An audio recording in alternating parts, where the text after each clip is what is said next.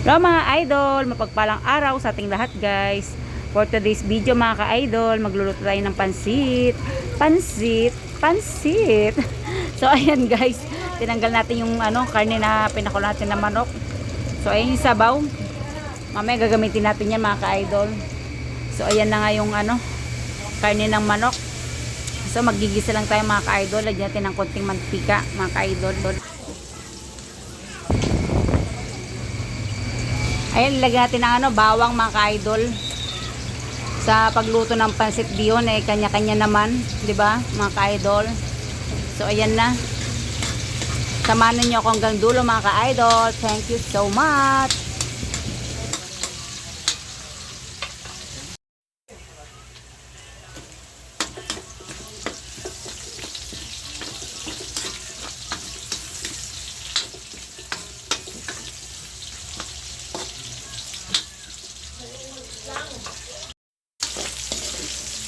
So ayan guys, nagisa na natin maigi mga ka-idol.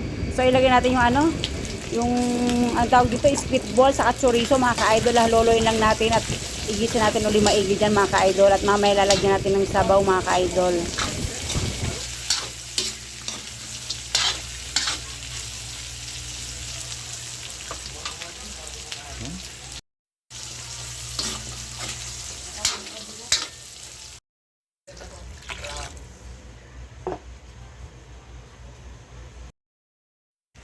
So guys, maglagay tayo na chicken cubes mga ka-idol para sa pampalasa mga ka-idol.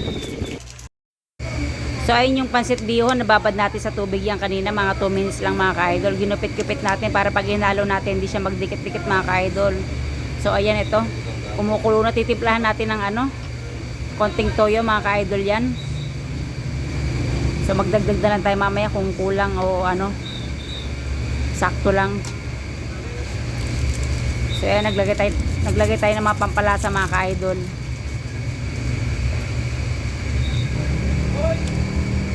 Nilagyan natin ng pamintang crack. So luluin lang natin mga ka-idol. So ayan guys, maglagay tayo ng konting tubig para sa sabaw niya mga ka-idol. At mamaya na maglalagay na tayo ng gulay dyan mga ka-idol. So ayan, ilagay natin yung repolyo sa yung carrots. So ayan, halo-haloy lang natin mga ka-idol.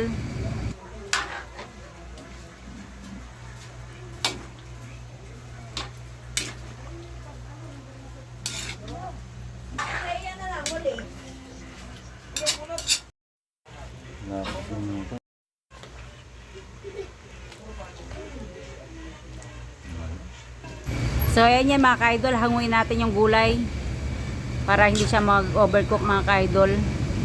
So ayan, tanggalin lang natin yung gulay mga ka-idol.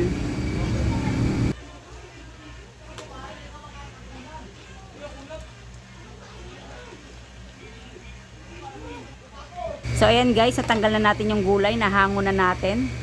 So maglagay na tayo ng bihon dyan sa kawali. So halo-haloin lang natin dyan mga ka-idol.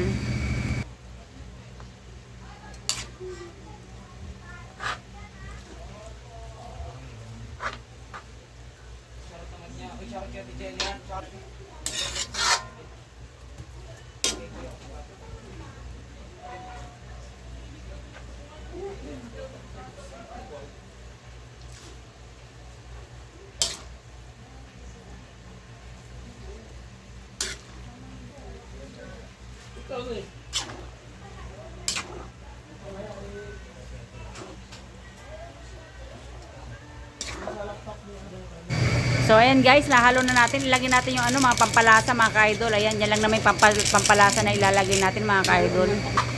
So ayan, malapit na maluto ang ating pansit bihon na gisado.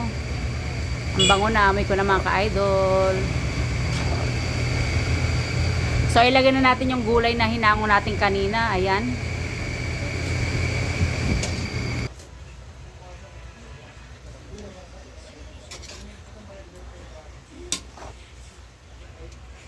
So ayan guys, luto na ang ating pansit gisado. Maraming salamat sa inyong panonood. Bye bye. God bless us all.